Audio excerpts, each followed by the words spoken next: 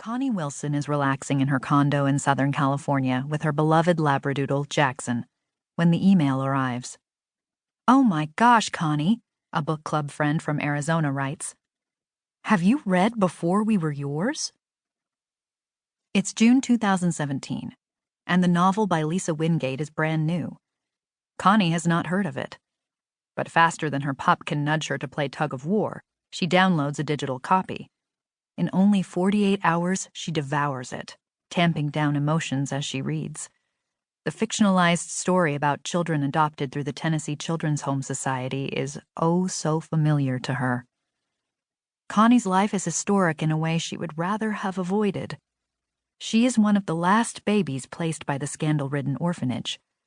In her late 60s, when she, Lisa, and I meet, Connie is one of the youngest members of a unique and uncomfortable club, living adoptees connected to TCHS. People whose lives were irrevocably altered at the hands of Georgia Tann. For Connie and thousands like her, events that took place decades ago are difficult to place in the past. The effects remain ever present. On September 11th, 1950, just 2 months after Connie's birth, a criminal investigation into Tann's adoption practices was announced. Orphanage funds were cut, and the babies on hand were left in limbo. Connie's adoption was held up, and her guardianship was transferred from TCHS to the Tennessee Department of Public Welfare.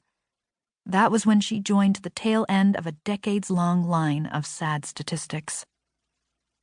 Under the autocratic control of Georgia Tann, and thanks to her effective grip on look-the-other-way political and civic leaders, TCHS managed to operate in Memphis from 1924 to 1950 without scrutiny or interference. Approximately 5,000 children, many of whom were not actually orphaned, passed through the agency's doors. An unknown number, estimated at 500, perished in unregulated, often squalid, holding facilities. Others were delivered into homes that faced little to no scrutiny, to parents who, for a host of reasons, could not adopt conventionally. These real-life stories left their mark on ordinary people, now in the final season of their lives, as they pass along their experiences with TCHS and Tann's deeds to future generations through their personal accounts of what happened and through their DNA. A blend of what was happening in the world, from the Great Depression to World War II and the Holocaust, and including the stigma of unwed motherhood, led to the growth of Tann's network for obtaining and placing children. Poverty-stricken mothers gave up babies out of desperation. Unmarried young women were not allowed to keep their newborns because of the taint of illegitimacy. And poor parents, hard at work, often unable to afford babysitters, found their children lured from front yards and into Tann's chauffeur-driven black limousine as it glided around Tennessee and Arkansas. With her paid network of doctors, social workers, and even boarding house owners, Tann snatched babies up as soon as they became available.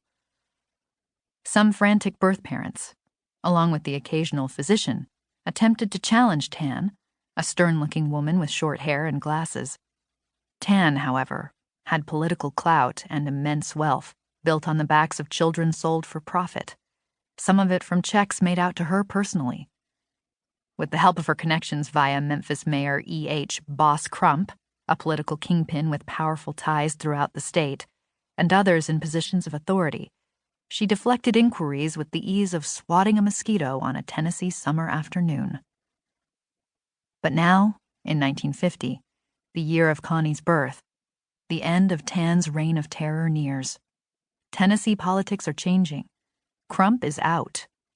The new Tennessee governor, Gordon Browning, appoints attorney Robert Taylor to ferret out the grisly truth of TCHS's Memphis operations. He has already discovered damning evidence. Only a small network of co-conspirators know the truth. With the investigation underway, they flee into the crevasses of Memphis and disappear like rats running into the city's sewers. Although some community leaders, powerful, wealthy, political, have undoubtedly been complicit, all the blame is conveniently assigned to Tann. She holes up in her home, reportedly in the last stages of uterine cancer, too ill, it is said, to respond to the charges or face the public. Governor Browning releases Taylor's shocking initial report, which details Tann's years of nefarious dealings in the adoption market.